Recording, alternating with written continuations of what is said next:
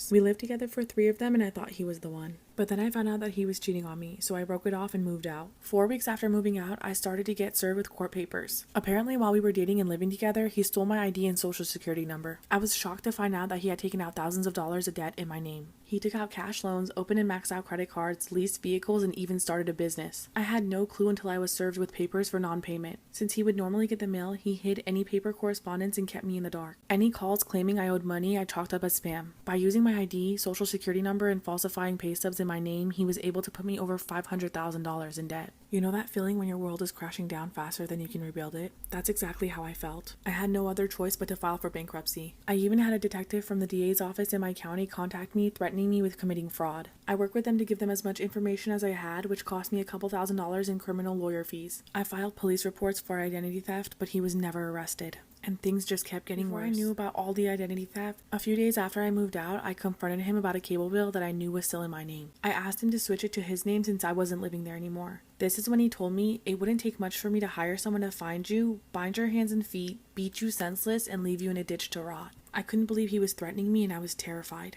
And here's the kicker. A few weeks after we broke up, I found out that I was pregnant. I now have a 3-year-old that he has no idea exists. I never wanted to talk to him again and I see him as a monster. After we broke up, I did some investigative work. I found out that he was married, obviously separated but legally married, had 2 kids and over $100,000 owed for child support. He also had a domestic abuse case against him from his wife and was on probation for drug use. I feel like I dodged a bullet. However, having all this done to me has damaged me for future relationships. I haven't been in a relationship since and have no desire to be in one. I don't trust anyone anymore. Despite all that I've been through, I count my blessings, and my child is certainly a blessing. This is why you probably shouldn't look for love on Plenty of Fish. I met a guy on Plenty of Fish, and after about a week of chatting online, we agreed to meet. We met at a restaurant downtown, which was really far from where I lived. The evening went great, but after our date, when I was driving away, I noticed that he was following me. Because of the distance to my house, I wasn't immediately scared. I thought to myself, maybe we lived in the same direction and eventually he would take his exit. However, he didn't. My exit was coming up and I decided not to take it. I circled the entire city on the freeway and he stayed right behind me. This is when I was starting to panic, so I decided to go to my friend's house instead of mine. But when I pulled out the exit, I noticed that he didn't. This is when I got a breath of relief and I decided to go back home. As I was getting ready for bed, I started feeling dumb and thinking that I was just being paranoid. I decided to text him and tell him that I had a good night, and when I started typing, all of a sudden a message came through with a picture of my car outside of my house. I nearly died. My heart jumped out of my chest and I started shaking. I didn't know what to say, and he texts me and says, "I didn't know you lived across the street from me." But here's the thing, I've met all my neighbors and not once have I met him. I decided to go outside, and when I did, he was just standing there waiting for me. Part 2 of why you probably shouldn't look for love on Plenty of Fish.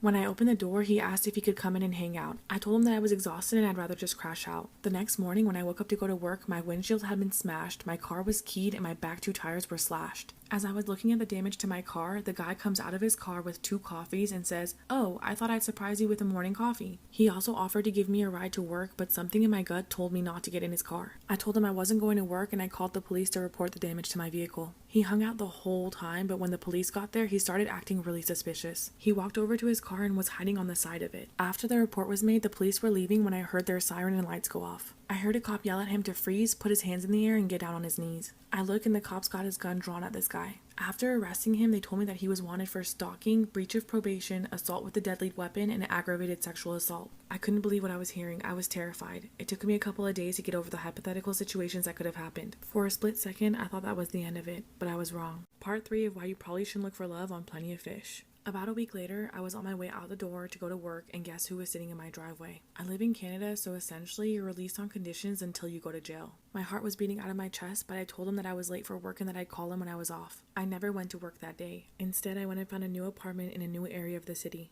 I also changed my phone number and hired my friend's husband and his friends to go pack up my apartment and move it to their place for a month, and then move it to my new place because I was so scared this dude would follow them while moving. Once I got settled into my new place, I reported his Plenty of Fish profile. As far as I know, he ended up with a 7-year jail sentence. I haven't followed the case, but I know that he actually had pictures on his phone of about 10 women peeping into their windows. He also had pictures of them at work and pictures of their children. Since this experience, I've made sure to look into and verify whoever I'm going on a date with. Story time about how a serial killer targeted and followed me. One night I was driving my station wagon from Colorado to Arizona to visit my mom. I had a desk in the back that my mom had given me. I've always been scared driving at night because I have this irrational fear that someone in the backseat's going to get me. I was on an empty stretch of highway late at night with no other cars around. That's when this red pickup truck comes up behind me and starts flashing their lights while also honking their horn. I thought maybe something was wrong with my car or with the desk in the back. Why else would he be so insistent on me pulling over? I pulled to the side of the freeway and got out of my car. He pulled up directly behind me. I got out of my car to go inspect what was going on, and I got about halfway. That's when it hit me. Why was he still honking and flashing his lights at me when I'm out of my car? He started getting out of his truck, but I couldn't see him because his headlights were shining in my eyes. He didn't say anything and was heading towards me when something in the pit of my stomach screamed at me to get back in my car. I jumped back in and sped off. My phone was dead, I didn't have a charger, and I was terrified. I had no idea what to do. The next exit was 45 miles away, but he followed right behind me the entire time.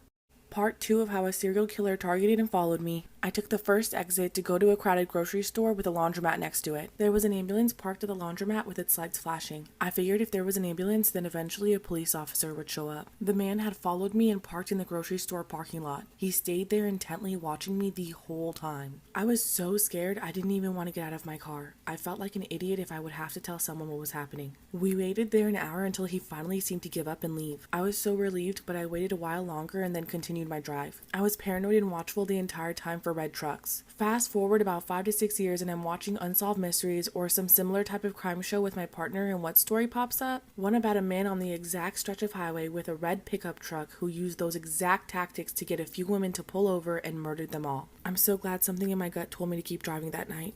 Part 1 of how my best friend's husband tried to hook up with me. 2 of my closest friends are a married couple, Nicole and Aaron. I've known them for years and they're expecting their first baby in a few months. We're all really close and I could see them being in my life forever. That was until Aaron started acting weird. One morning I woke up with a text from Aaron that said, "I've always been attracted to you and you've been on my mind a lot lately." I was shocked. He's never tried to go there with me before and I never thought he would. I didn't know what to do and I just stared at my phone in disbelief for about 20 minutes. When I messaged back and confronted him about it, he told me that he got really drunk last night and didn't mean any of it. He begged me not to tell Nicole and swore that it would never happen again. He continued to convince me by saying how the baby was due in a few months and this would ruin everything. I decided to let it go and told him I don't ever want it to happen again. I didn't want to break up their marriage or their baby to have to grow up without a father. I wanted to believe that it was just a drunken mistake and we could all still be friends. But in the back of my mind, I knew I should have told Nicole. And that feeling turned out to be right because it only got worse from here.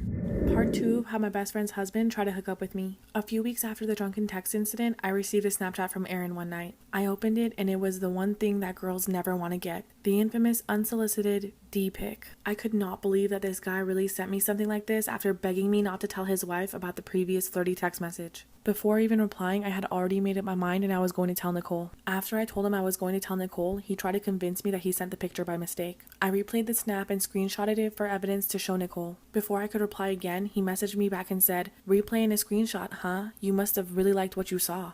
I was fuming and furious that he would even think for a second that I was interested in his disgusted naked selfie. I immediately sent the screenshot to Nicole and told her what happened. I also explained what had happened before. She ended up kicking him out of their apartment that same night. Then she asked me to come over and we spent the evening packing up Aaron's stuff and putting it on the curb. I guess the next morning Aaron hadn't gotten his stuff fast enough and it was garbage day. Nicole and I are still best friends to this day. This is why you should think twice about moving in with your friends. My friend Amy and I decided to get an apartment together. We've been friends for a while and she's the type of friend that I could never get sick of and always hang out with. The first issue we had was when she started bringing her boyfriend over a few nights a week, which was fine at first. However, he started coming over more frequently to the point where he was there 6 nights a week. Her boyfriend also always parked in my designated spot, leaving me nowhere to park. On top of that, Amy and I decided we would go shopping together for food every few weeks and split the grocery bill. But her boyfriend is over constantly eating all the food that we bought, and this guy can eat. Amy also complained that the AC bill is too high and we need to stop turning down the temperature so much, and I quote, "Open the windows and rough it." I went to work one day and came back and the apartment felt almost as hot as it was outside, which was over 100 degrees. My dog lives with us, so I always try to keep the apartment cool. I immediately checked on him and went to turn on the AC. But to my shock, Amy had taken the control panel off of the wall and hid it so I couldn't adjust the temperature. I called her furious and explained to her that she could have killed my dog, to which she replied, "I'm not going to leave the AC on all day when we're gone for a stupid dog." This is when things took a turn for the worse. Part 2, why you should think twice about moving in with your friends. After everything that happened, I knew I needed to get out and start looking for another arrangement. The next night I came home late after studying with some friends. I went straight to my room, turned on the lights, and almost had a heart attack when I saw a guy laying in my bed in just his boxers. I started screaming and freaking out, and that's when Amy rushed into the room. She said it was her boyfriend's friend that got too drunk when they went out and he needed to sleep it off. I couldn't believe she put this past passed out, drunk, disgusting guy in my bed. At this point, I was seeing red and I was about to fight her. But I left at my mom's for the night before I did anything I would regret. That same night, one of my friends sent me a screenshot. Amy had posted in a local Facebook group about how she's looking for a new roommate to replace her horrible current roommate. I couldn't believe that in her mind, I was the horrible one. The next day, I took some friends and packed up all of my things. While I was packing, Amy had the audacity to come into the room and ask me if I was still going to pay for next month's rent. When I refused, she tried to guilt trip me into telling me if I want to keep our friendship, then I need to pay. I told her that nothing could save our friendship at this point and I left. I haven't talked to her since.